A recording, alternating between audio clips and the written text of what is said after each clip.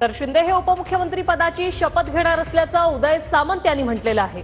देवेंद्र फडणवीसांनी शिंदेंसाठी दिलेलं पत्र राजभवनावर घेऊन जातोय अशी माहिती सामंतांनी दिली आहे। फडणवीसांकडून शिंदेंसाठी डीसीएम पदाचं पत्र मिळालं असल्याचं देखील सामंत या ठिकाणी पोहोचलेले शिवसेनेचे एक शिष्टमंडळ जे आहे ते या ठिकाणी दाखल झालेले बघा उदय सामंत या ठिकाणी पोहोचलेले आहेत आणि पत्र देण्यासाठी ते या ठिकाणी पोहोचलेले आहेत। त्यासोबत इतर नेते जे आहेत ते सुद्धा त्यांच्या सोबत असणारे, पण उदय सामंत जे आहेत ते सध्या या ठिकाणी दाखल झालेले आहेत आणि राजभवनामध्ये हे सगळे नेते जे आहेत ते आता दाखल होताना आपल्याला स्पष्टपणे पाहायला मिळते। उदय सामंत पाठिंब्याचं जे पत्र आहे ते घेऊन या ठिकाणी पोहोचलेले आहे आणि शिवसेनेचं शिष्टमंडळ या ठिकाणी दाखल झालेलं आहे आणि उपमुख्यमंत्री पदाची शपथ एकनाथ शिंदे घेत असल्याचं पत्र घेऊन हे राजभवनामध्ये दाखल झालेले PC राधाकृष्णन यांना आता हे पत्र दिलं जाईल आणि यानंतर उदय सामंत हे बाहेर येताना आपल्याला स्पष्टपणे पाहायला मिळतील। त्यावेळी त्यांना प्रश्न विचारले जातील, नेमकी भूमिका काय आहे, नाराजी आहे का किंवा कोणत्या विषयावरती घोडा अडलेला आहे का खात्यांवरती, हे देखील त्यांना विचारलं जाणार आहे। पण आताची मोठी घडामोड आपण या ठिकाणी पाहतोय की उदय सामंत जे आहेत ते राजभवनामध्ये दाखल झालेले आहेत आणि राज्यपालांच्या भेटीसाठी एक पत्र घेऊन ते या ठिकाणी दाखल झालेले आहेत। उपमुख्यमंत्री म्हणून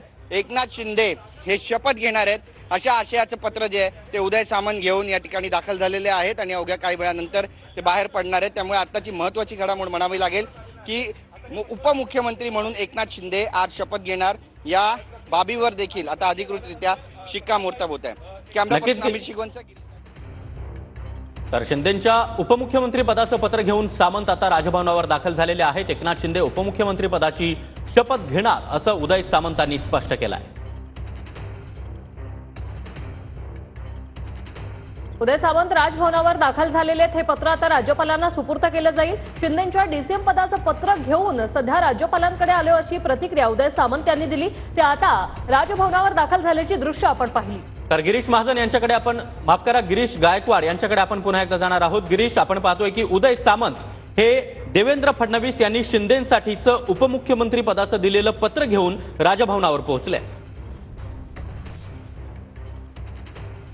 निश्चितच आपण पाहिलं की बरीच खलबत सुरू होती वर्षा निवासस्थानी आणि यानंतर शिवसेनेचं एक शिष्टमंडळ जे आहे ते उपमुख्यमंत्री एकनाथ शिंदे होतील या आशयाचं पत्र घेऊन देवेंद्र फडणवीस यांच्या बंगल्यावर गेले। देवेंद्र फडणवीस आता महाराष्ट्राचे मुख्यमंत्री होणार आहेत, त्यामुळे त्यांच्याकडून हे पत्र पुन्हा एकदा घेण्यात आलं आणि हेच पत्र घेऊन आता राजभवनावरती उदय सामंत दाखल झालेले। मी सध्या राजभवनाच्या बाहेर ही सगळी दृश्य आपण या ठिकाणी पाहतोय। एक शिष्टमंडळ जे आहे ते आतमध्ये गेलेलं आहे उदय सामंत यांच्या सोबत आणि उदय सामंत हे पत्र जे आहे ते आता राज्यपाल PC राधाकृष्णन यांना देणार आहेत आणि उपमुख्यमंत्री पदाची शपथ एकनाथ शिंदे घेत असल्याचं हे पत्र आहे आणि हे पत्र राज्यपालांकडे दिलं जाईल आणि यानंतर शिवसेनेचे नेते एकनाथ शिंदे आझाद मैदानावरती दाखल होणार असल्याची सुद्धा माहिती मिळते। त्यामुळे यापूर्वीचा जो काही घटनाक्रम आपण पाहिला की कन्फ्युजन आपण पाहिलं की उपमुख्यमंत्री पदासाठी एकनाथ शिंदे तयार आहेत किंवा नाही आहेत यावर आता शिक्कामोर्तब झालेला आहे। ते तयार असल्याचं बोललं जाते कारण आमदारांनी त्यांची मनधरणी केलेली आहे आणि मनधरणी केल्यानंतर